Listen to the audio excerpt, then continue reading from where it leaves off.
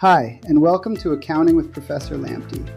In the last lesson, we mastered the accounting equation. Assets equals liabilities plus equity. Today, we take the next critical step. We are answering one of the most confusing questions in accounting. What are debits and credits? And we are connecting that question to a powerful idea called double entry accounting. By the end of this lesson, you will understand three things. Debit means left, credit means right, and double entry accounting keeps the accounting system in balance. Many students get confused because they bring everyday language into accounting. In daily life, debit may feel like money going out and credit may feel like money coming in. But in accounting, that is not the right starting point. In accounting, debit does not always mean increase and credit does not always mean decrease. That is where the confusion begins. Here is rule number 1. Debit means the left side of an account.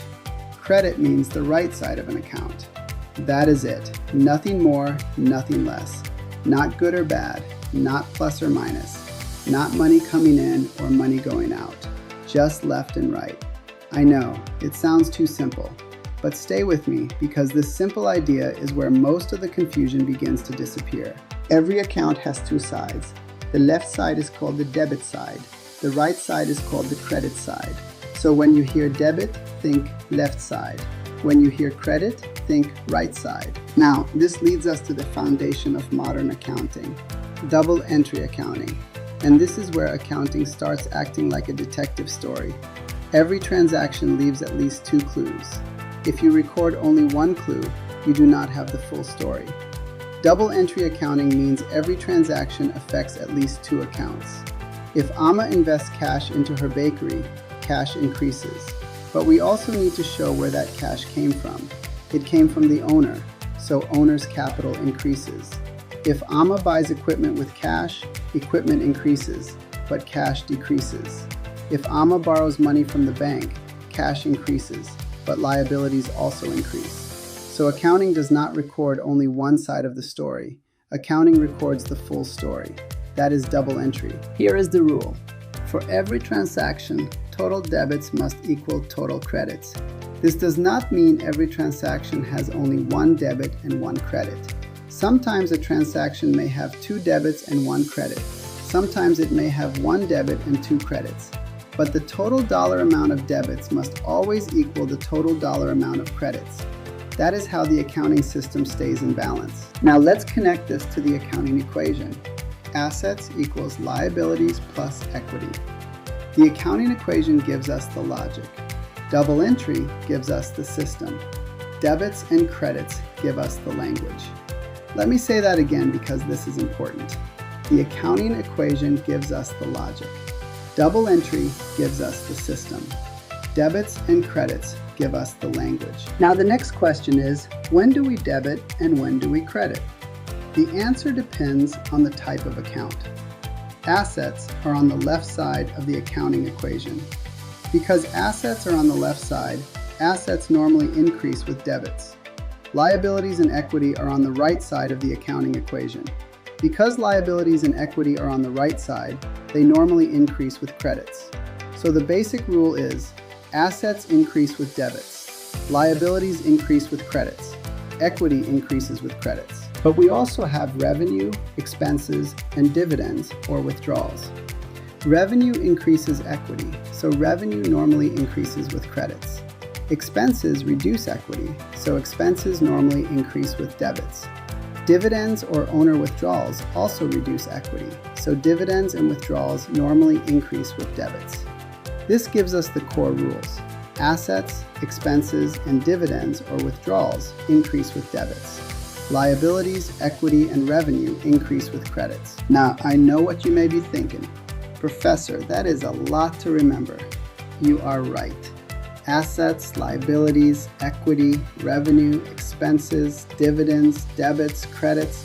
At this point, it can feel like accounting invited the whole family to dinner. But stay with me. This next part is where everything starts to click. Here is a memory trick that can save you hours of confusion. Dealer. The left side is DEA.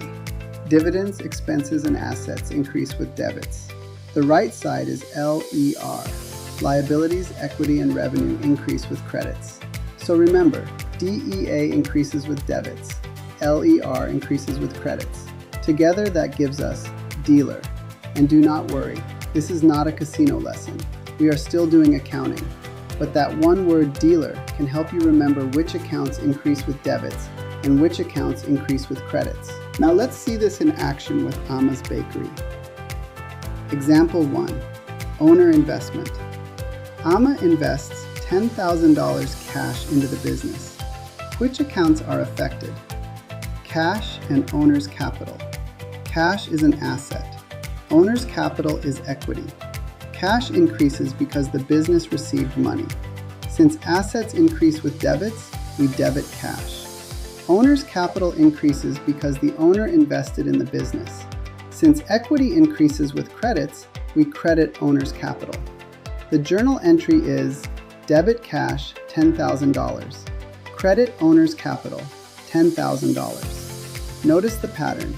Total debits equal total credits. That is double entry. Example 2. Buy equipment. Amma buys equipment for $4,000 cash. Equipment is an asset. Cash is also an asset. Equipment increases because the business now owns equipment.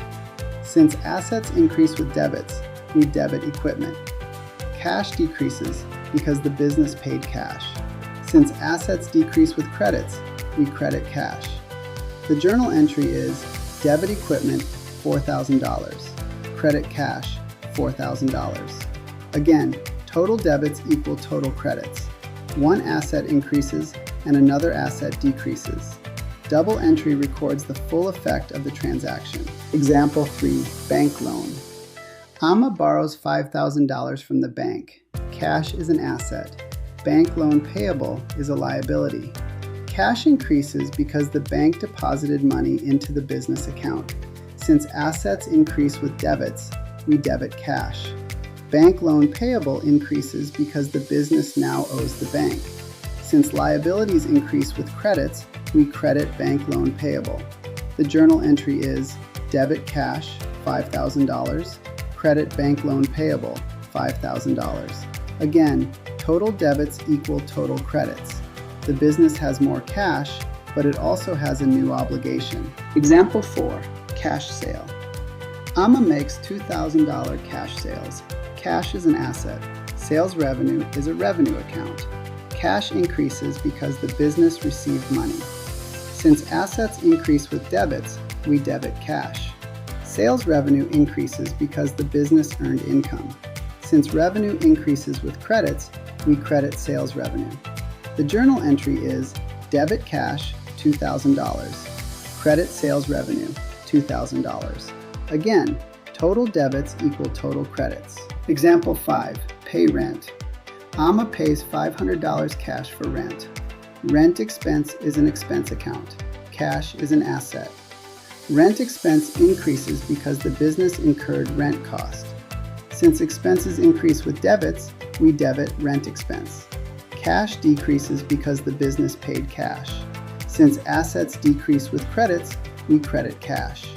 The journal entry is debit rent expense $500, credit cash $500. Again, total debits equal total credits. Example 6, owner withdrawal.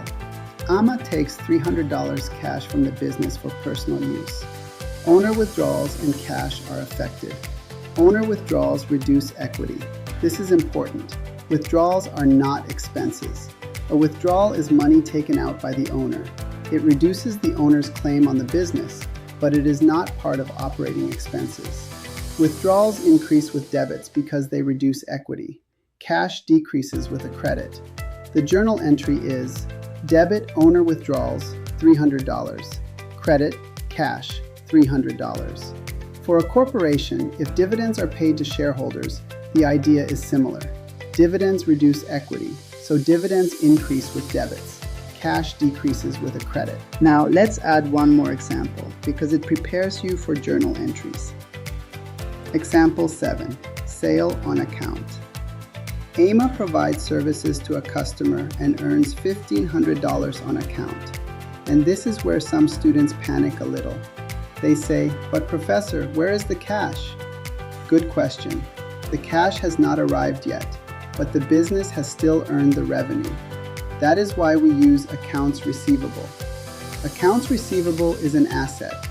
Service revenue is revenue. Accounts receivable increases because the customer now owes the business. Service revenue increases because the business earned income. Assets increase with debits, so we debit accounts receivable. Revenue increases with credits, so we credit service revenue. The journal entry is debit accounts receivable, $1,500. Credit service revenue, $1,500. Total debits equal total credits. The entry balances. Now suppose Amma later receives the $1,500 cash from the customer. Cash and accounts receivable are affected. Cash increases because the business received money. Accounts receivable decreases because the customer no longer owes the business. Cash increases with a debit. Accounts receivable decreases with a credit. The journal entry is debit cash, $1,500. Credit accounts receivable, $1,500. Notice that we do not record revenue again. Why? Because the revenue was already recorded when it was earned. Now the business is simply collecting cash from a customer who owed money. In accounting, double entry is good, but double counting revenue is not. Now let's talk about common mistakes to avoid. The first mistake is thinking debit means good and credit means bad. That is not true. A debit can increase cash, but it can also increase an expense.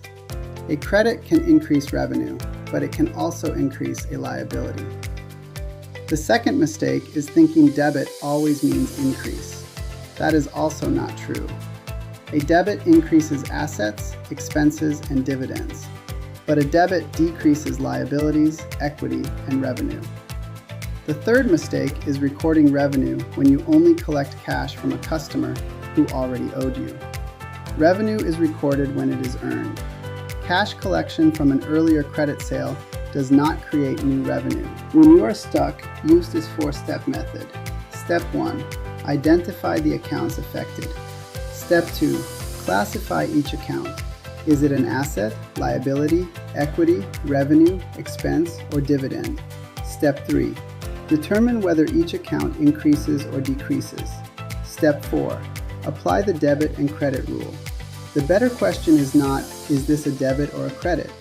That is like asking for the answer before reading the question. The better question is, what type of account is this? And is it increasing or decreasing? Once you answer that, the debit or credit becomes much easier. Let's bring everything together.